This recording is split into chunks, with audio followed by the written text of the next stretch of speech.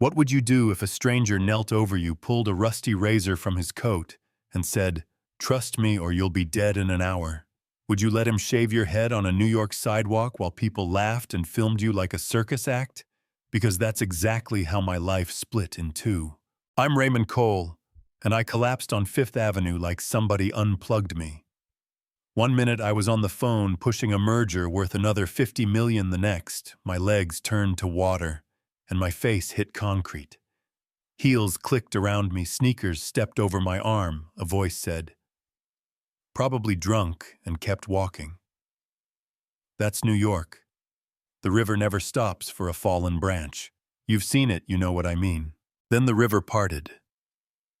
A man in layered, tired clothes pushed through the crowd and dropped to one knee beside me. His hands were grimy, his beard was matted, but his eyes were steady. "Stay with me, sir," he said, fingers at my neck, then my eyelid working fast like muscle memory. "Pupils are unequal."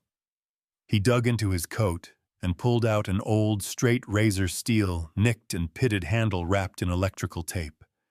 The crowd recoiled. Someone yelled for the cops. Someone else shouted, "He's got a weapon." The man didn't even blink. He leaned close and whispered like he didn't want to scare me. "I'm sorry, but if I don't do this now, you're gone." He sheared a stripe down the center of my scalp. On Fifth Avenue, at rush hour. Yeah, that happened. My hair fell in clumps onto gum-stained concrete while strangers gagged and filmed and a kid squealed. "This is going viral." I should have been terrified, but there was something in his focus that read as competence, not chaos. He pressed cut, lifted. Pressure, a hot rip relief. One, he murmured. Another pull, another sick pressure leaving me. Two. A siren screamed, two officers shouldered in hands on holsters. The older one took a look at my face, at the man's hands, at the rag he'd pressed to my scalp, and made a call most people wouldn't. Let him work. A third pull. Three. The world slid sideways. Then I was in an ambulance, a woman named Tasha telling me I was lucky, lucky, lucky. At the hospital under lights that never blink, a doctor said the words that didn't fit Manhattan in my head. Botfly larvae. Rare here, not impossible. Toxins, neurological symptoms, collapse. Another day, he said, maybe two, and you might not be here to hear this. I stared at the ceiling tiles and the IV pump and wondered why a man with nothing had just saved a man with everything. That night, the news ran the clip. The crawl under the video gave the man's name, Daniel Harris, former paramedic. And that name hit me like a hammer because I knew it. 8 years earlier, I'd fired him from my factory after he brought me air quality readings and told me people were breathing chemicals. I called it insubordination.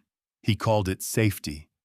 I made 3 phone calls and he couldn't get work in the industry again.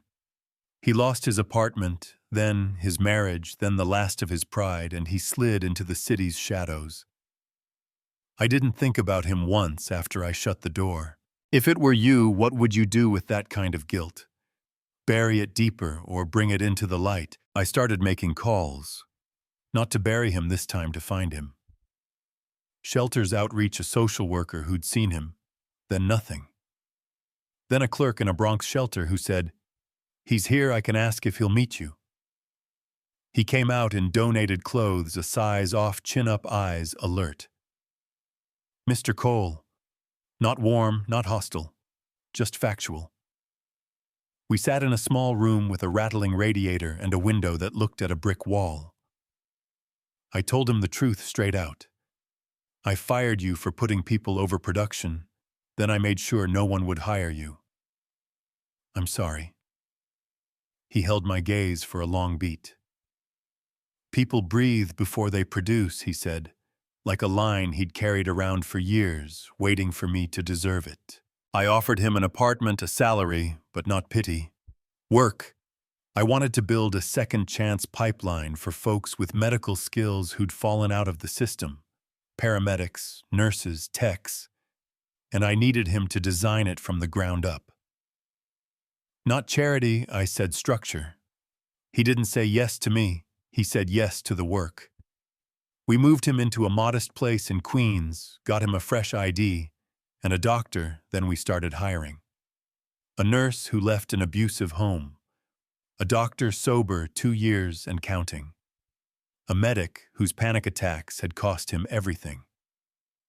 We retrained, recertified, placed people into real jobs. The program worked. For the first time in years, I felt useful in a way money never made me feel. At home, different story. My wife Evelyn, flawless hair, flawless dress, flawless appetite for status, stood at the kitchen island and called the program a PR ploy. "You look weak," she said. "Your board is nervous, and you're parading street people." I told her a street person saved my life. She rolled her eyes. "You're bald because of him." You ever hear a sentence so small it shrinks the person saying it?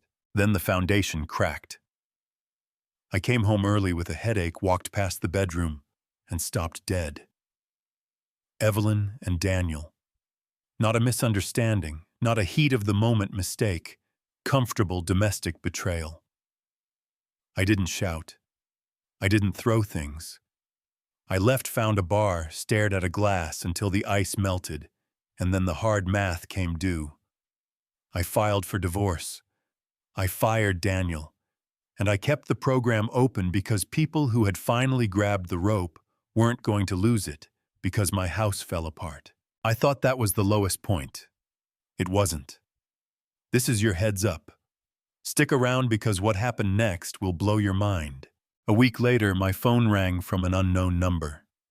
I almost ignored it. Mr. Cole, young woman's voice, careful, scared. "My name is Grace Harris. I'm Daniel's daughter." I sat up like I'd been yanked by a wire. "I found something in my dad's apartment," she said. I didn't know who else to call. She texted photos to my phone, printed emails, screenshots, scraps of notes, timelines, and over, the name that still makes my chest tighten. Alina, my daughter. There were photos of her apartment building in Boston, the coffee shop she uses when she's late at the back entrance to her office, even a little map doodle of the block she lives on. I asked Grace when she took those pictures. 3 days ago, she said, voice breaking, "He doesn't know I saw them." Then she asked the question I was already asking myself. "Do you think they're planning something?" I called Alina. Voicemail. I called again and again until I was talking to the recording like it could love me back. I called her office. She'd taken a few personal days. I told my driver to meet me downstairs. I told Grace to meet me in the lobby if she was willing to come, and bless that kid she was already there when the elevator opened. We drove north like the highway belonged to us. I called Alina 15 times on that road and left 15 messages that sounded like prayers for a man who hasn't prayed in years. We reached her building in Back Bay. The doorman recognized my panic and used the master key. In the kitchen, 2 teacups, one still half full. In the bathroom, prescription bottles spilled like marbles.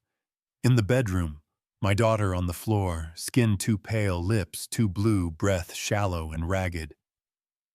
"Dad," she whispered, "a woman. T. said she knew you. Evelyn." That one word turned the room colder than winter. We called 911. I held Alina upright while Grace relayed vitals and symptoms like she'd trained for it. The doorman sprinted for the AED, the paramedics arrived and moved like a single machine. Oxygen IV transport. At Mass General, a doctor with gray at the temples and kindness in his eyes told me the mix they found in her blood. Sedatives and cardiac meds. Quiet weapons. If you'd arrived an hour later, he said we might be having a very different conversation. I showed detectives the photos Grace had taken. They got warrants. They found the right things in the wrong places. They arrested Daniel and Evelyn in New York and extradited them to face charges in Boston. And because this is real life, not a movie, it didn't happen with a crescendo and applause. It happened with paperwork and knocking on doors and long hours in fluorescent rooms. Do you think that's fair, to destroy a man's life in a boardroom? Then years later, watch him try to destroy yours in a living room if it makes you wince good. I winced too. The trial was slow and heavy, not TV glossy. Alina testified, voice steady, about the woman who came with tea and a smile that felt safe. Grace testified, voice shaking, about the documents in her father's apartment, and I could see the cost of truth in the way she held her shoulders. I took the stand and owned what I had done 8 years earlier. I fired a man for telling me the factory air could hurt people. Then I blacklisted him because punishment felt like power. No excuses. Then Daniel did something I did not expect. He insisted on testifying. He wore the suit they give defendants when there's nothing else to wear, hair trimmed, beard clean. He spoke quietly, like he finally needed the words out of him. I saved him so he could suffer, he said, eyes on the prosecutor, not me. A dead man can't feel pain. I needed him alive. He said the affair with Evelyn started as anger and hardened into strategy. He said the surveillance was deliberate. He said the plan was simple and monstrous. Make me feel what he felt by striking what I loved. He didn't claim insanity. He didn't point at the streets and say they made him do it. Mr. Cole destroyed my life, he said, and I destroyed my own soul trying to give it back. He looked at Alina then, and for once words failed him. I'm sorry, he said, and it didn't absolve anything. Evelyn cried, called herself manipulated, tried to reframe poison as conversation. The records didn't agree with her. The jury went out for 6 hours and came back with verdicts that sounded like doors closing. Guilty on conspiracy, guilty on attempted murder. The judge gave Daniel 25 years, Evelyn 20. He looked at me when he read the sentence and said a thing I won't forget. We can acknowledge the chain of wrongs here without letting revenge pretend to be justice. 18 months later, I live smaller and much more awake. I sold coal manufacturing, made the new owners put safety at the center instead of the margins, and I fund the foundation we spun out of that first second chance program.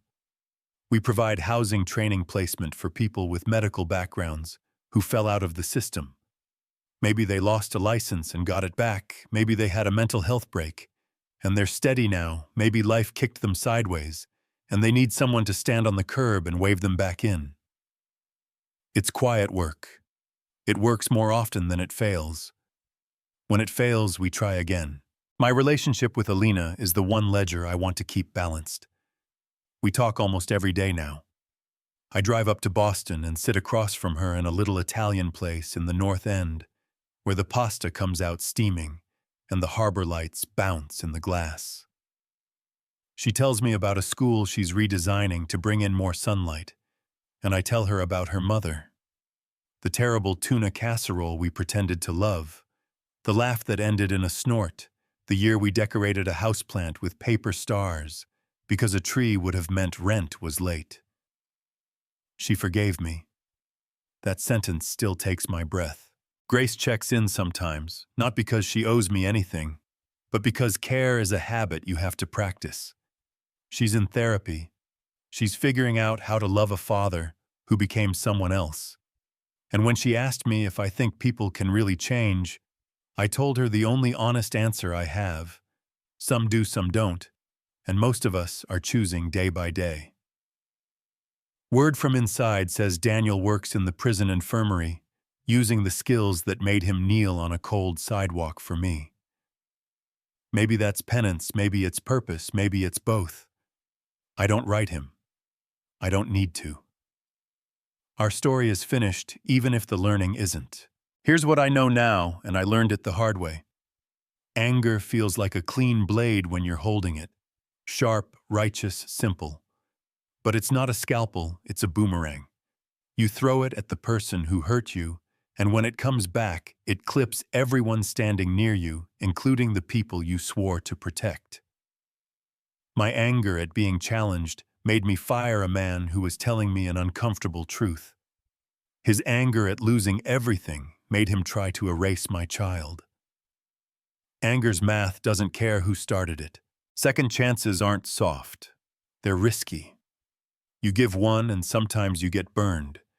You withhold one and sometimes you turn into something harder than you meant to be. The program we built gave a second chance to dozens of people who used it like oxygen. One of them used it like a knife. Do we stop because of the one, or do we keep going for the many? If it were you, what would you do? I still think about the day on Fifth Avenue. The grit on my cheek, the way the crowd stepped back, the way one man stepped forward anyway. He saved me, then he tried to destroy me, and both of those can be true at the same time. That's not neat. That's human. And maybe that's the point that keeps me up at night. The hero and the villain can take turns in the same body, and if we forget that we will build a world where no one gets forgiven for changing. So let's make it uncomfortable, because that's where real conversation lives. Who is most to blame here? Me for lighting the fuse 8 years earlier. Daniel for carrying the fire into my daughter's room. Or Evelyn for striking the match again because she liked the glow on her face. Do you believe redemption counts after premeditation? Or are some doors closed forever? Would you have let a stranger shave your head in the street while the city laughed? Or would you have swatted his hand away and sealed your fate? Be honest. If this hit you, talk to me in the comments. Tell me who you think the villain is, or if there isn't one, just a row of bad choices crashing into each other. Tell me if anger ever helped you in a way that didn't hurt someone else along the way. If you've offered a second chance that blew up in your face, or one that changed everything for the better, share it. Someone reading will need your story tonight. And if you want more true stories that don't pretend life is tidy, hit subscribe, ring the bell, send this to a friend who argues with you in good faith. Now it's your turn. If it were you, what would you have done?